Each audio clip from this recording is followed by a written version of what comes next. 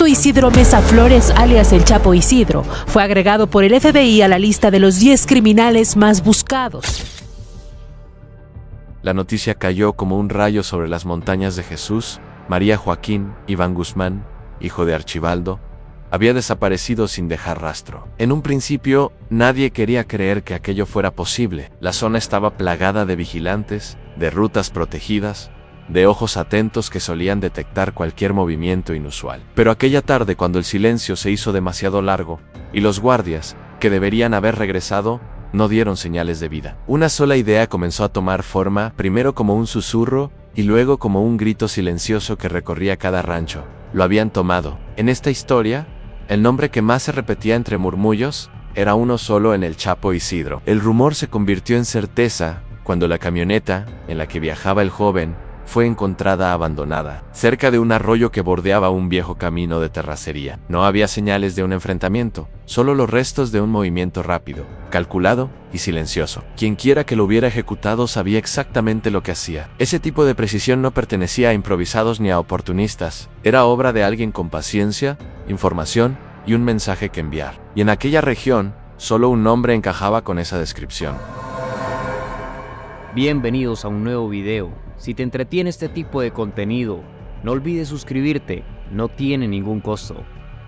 La tensión se multiplicó al instante. Los habitantes de Jesús María cerraron puertas, las calles se vaciaron y los radios comenzaron a saturarse con comunicaciones entrecortadas que apenas disimulaban el miedo. Cuando la noticia llegó al escondite de Archibaldo, lo golpeó como una embestida inesperada. Llevaba semanas oculto, casi incomunicado, refugiado en territorio ajeno y dependiendo de una red que no era la suya. Su situación ya era delicada. La persecución constante había mermado su control y los rumores sobre su posible caída se esparcían como plaga.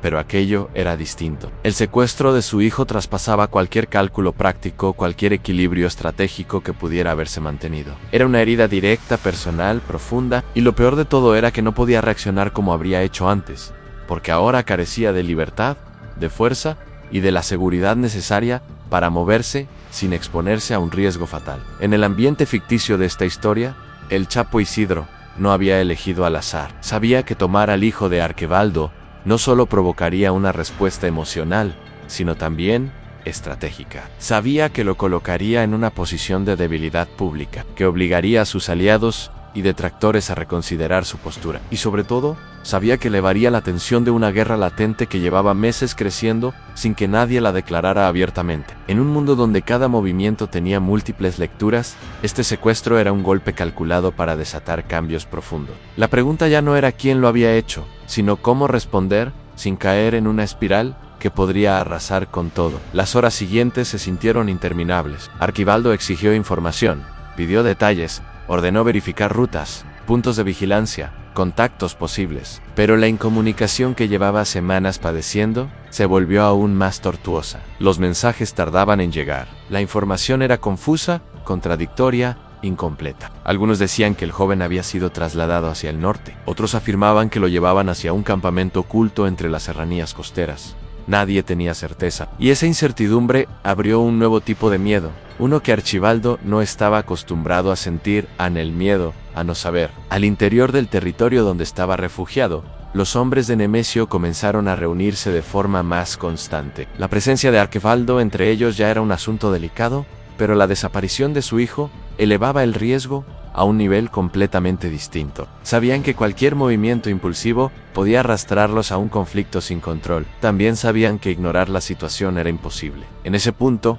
el CJNG, en la ficción de este relato, comprendía que proteger a Archibaldo implicaba, por extensión, involucrarse en el destino del joven. Y aún así, la decisión de intervenir requería cálculos cuidadosos, porque cualquier paso en falso tendría repercusiones amplias. Mientras tanto, en Jesús María, la atmósfera se volvió insoportable. Caminos antes transitados quedaron vacíos. Los pobladores murmuraban que el secuestro era solo el inicio, que pronto habría enfrentamientos, que la violencia latente, finalmente, reventaría.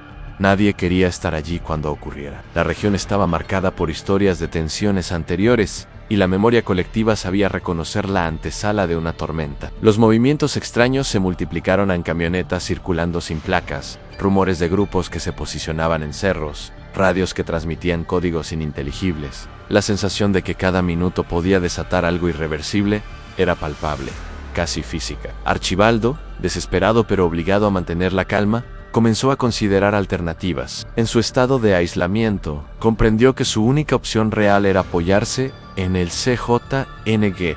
Lo que antes había sido una alianza estratégica, ahora se convertía en un salvavidas. Pero pedir ayuda significaba reconocer de forma abierta que se encontraba al borde del colapso. Ya no se trataba solo de sus plazas.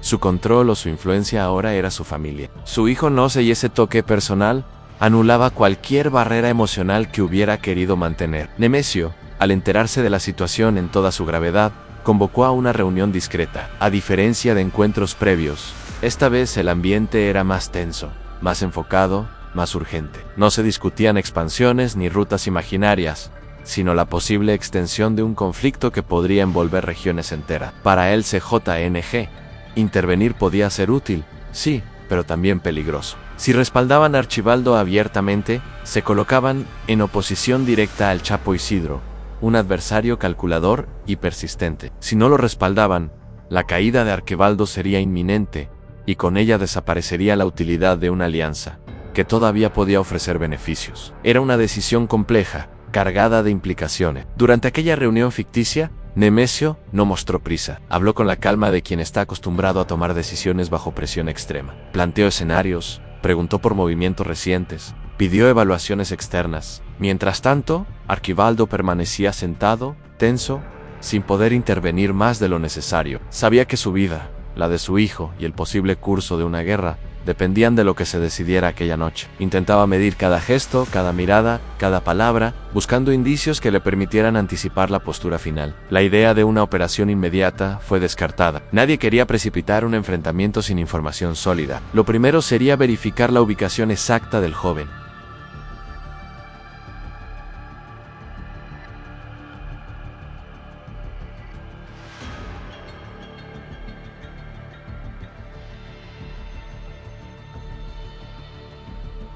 Desde esa posición de fuerza, cualquier movimiento apresurado podía darles más ventaja.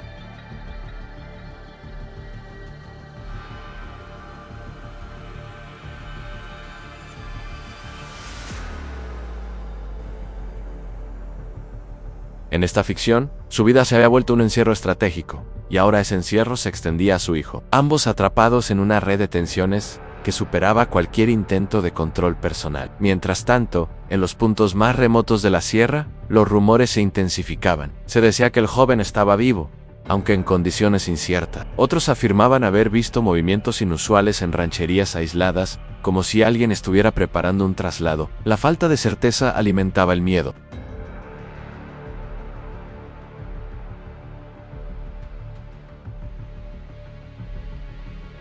Ese tipo de movimientos improvisados preocupaba a todos. Podían desencadenar una respuesta violenta y acelerar el choque frontal entre facciones que hasta entonces habían mantenido la hostilidad contenida. En medio de ese caos creciente, la figura del Chapo Isidro se convertía en un fantasma omnipresente.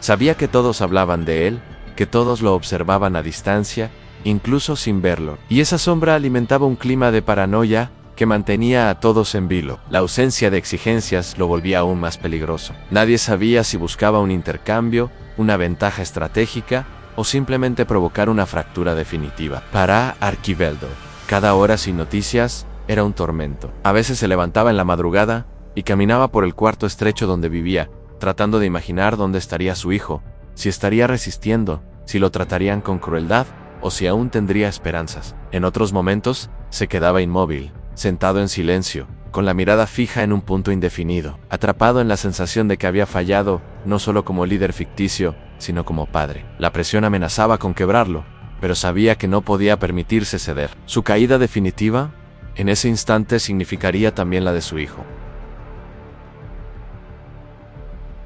Aunque no podían confirmar la ubicación exacta, sí lograron identificar ciertos movimientos sospechosos que indicaban preparación para un desplazamiento mayo-ere. Eso significaba que el tiempo jugaba en contra. Si el joven era trasladado a otra región más profunda o más protegida, la posibilidad de recuperarlo disminuiría drásticamente.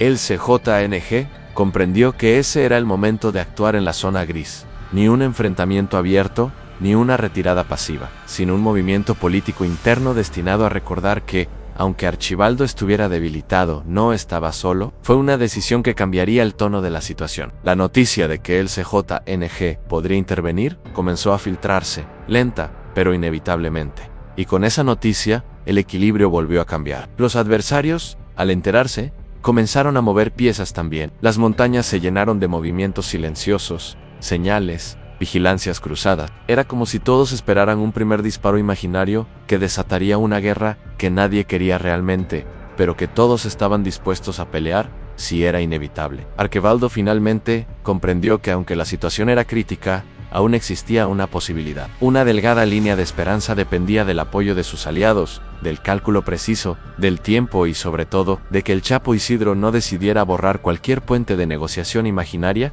antes de que algo pudiera resolverse. Esa delgada línea era todo lo que tenía. Jesús María seguía en silencio, como una tierra que aguarda el estallido de una tormenta. Nadie sabía qué ocurriría en los días siguientes, pero todos sabían que el secuestro había cambiado las reglas. Algo profundo se había fracturado, y los ecos de esa fractura recién comenzaban a escucharse. Comparte tus opiniones en la caja de comentarios. Puedes darle like, suscribirte y activar la campana de notificaciones.